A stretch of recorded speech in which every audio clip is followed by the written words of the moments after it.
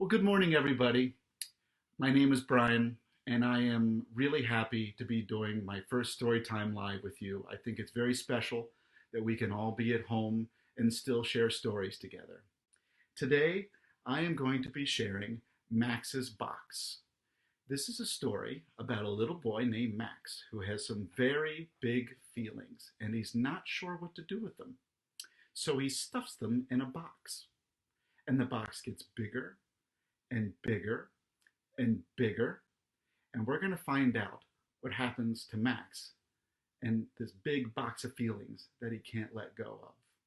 And after I'm done reading the story, we're going to be joined by illustrator Shiloh Penfield. She did all of the artwork in the book, and she's going to show us all how to draw a character from the story. So if you're ready, we'll get started. This is Max's Box. Max had a tiny box, small enough to fit into his little hand. "This is yours," his mother told him. "Everything will go into that box," Father added. "Small things, big things, all things." And he was right.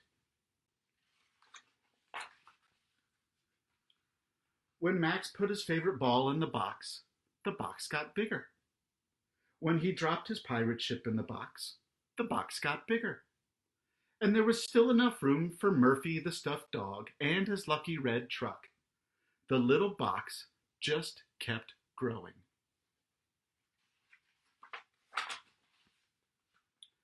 When the box became too large to carry, Max's parents bought him a wagon to pull the box.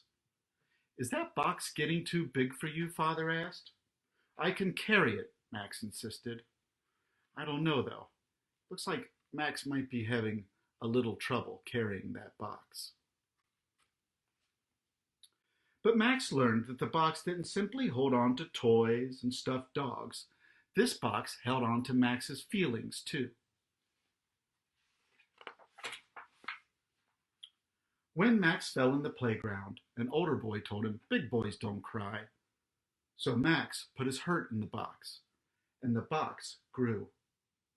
Max became frustrated when he had trouble reading a story and the other children teased him.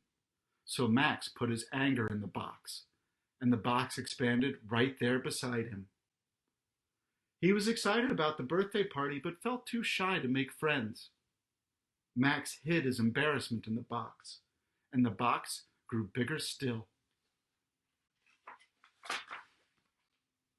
We can see how big Max's box has become. It didn't take long for the box to outgrow the wagon and Max's big blue sled, even the family car. Dragging around this huge box was getting harder and harder for Max. Riding a bike was difficult. Climbing trees with friends became impossible, and swimming, forget it. Still, he didn't feel he could let it go.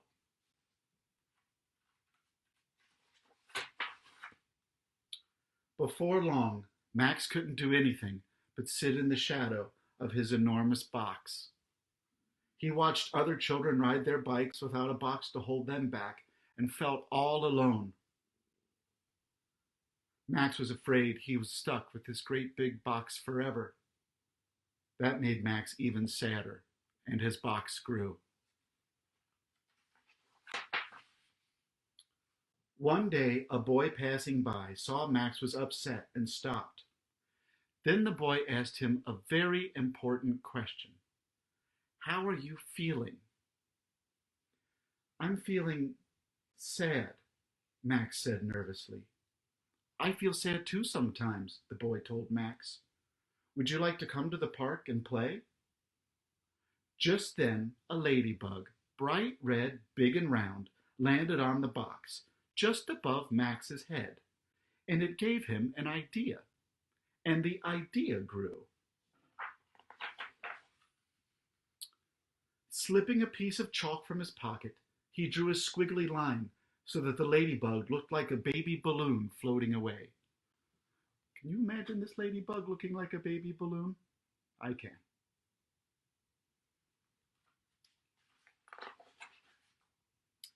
That bug's bright red looked so beautiful that it made Max smile, and Max's smile made the box lighter somehow. This feels better, Max said to his new friend. The boy asked, Can I make a balloon too? Sure, said Max, happy to share. The boy drew a big green balloon. Then a little girl drew an even bigger purple and yellow one. With each balloon, Max began to forget about what was in the box. People on the way home from work or school or the store stopped to draw balloons of their own. It was really something to see, this giant box with brilliant balloons. Even Mother and Father drew a great big bunch. There were so many balloons, in fact, that something wonderful happened. The box began to float, high enough that the rope around Max's wrist tugged, pulling him to his tiptoes. Max loved seeing those beautiful colors dancing in the clear blue sky. But Max was so used to holding on to that great big balloon and everything inside, toys, feelings, and worries, that Max wasn't sure who he'd be without the box.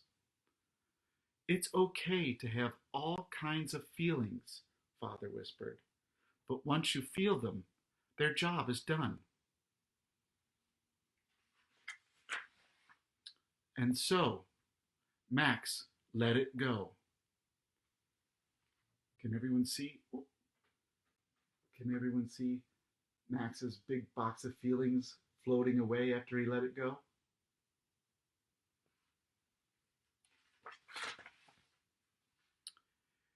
Everyone watched as the rainbow of balloons drifted across the sky. Everyone watched as the rainbow of balloons drifted across the sky, and they felt just a little bit brighter and a little bit lighter, especially Max. And that's the end of Max's box. I'll bet some of you out there know what it's like to have a great big feeling that you're not sure what to do with. I know when I'm having a feeling like that, some things that help are taking a deep breath, like that, or just talking to a friend about what I'm feeling.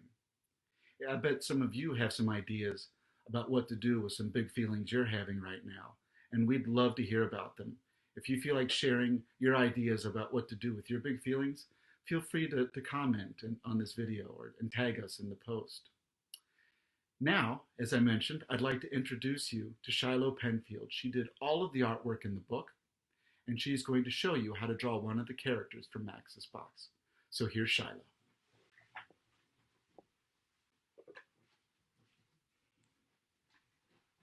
Hi everyone, hope you're doing well today. So what I'm going to show you is how to draw Murphy, Max's stuffed little dog, but you can use these principles to draw anything you want to draw. So what you should start off with is thinking, how can I break this down into a basic shape? So a good one to start with for Murphy would be a circle for his head. Can everybody see all right? Hopefully. And then maybe an oval for his ear, and then another one for his other ear, and then maybe a 3, like it's on its side for his mouth, and a little oval for his nose, and then another oval for his eye, and then another oval for his eye, and then we can color him in so you can tell where he's looking. And then maybe another but much bigger oval for his body. And then maybe a few little circles for his feet. And then we could add another circle to show his back leg with a little circle down here. And then maybe we can think about connecting the lines. We can draw his legs so you can see them better. And then maybe just a curve for his tail, and then we can add another curve. See? So anything you want to draw, you just start to think of it in basic shapes. And another thing we can do is draw a square, around Murphy. And then maybe think of a dot where those lines go. And you can trace it all the way back to that dot.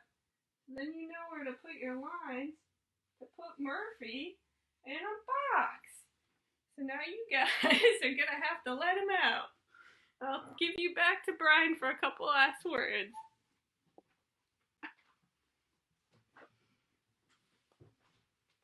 Hi, everybody. Thank you so much for tuning in. Just a couple of notes for the adults. I'm going to post the video to Facebook so you can watch it again if you want to. If you have any questions about Max's box or anything you've seen in the video today, please feel free to comment or to reach out. I hope you've had a lot of fun. This has been great sharing Max's box and having Shiloh show you how to draw characters. Thank you so much, and I hope we'll see you again soon.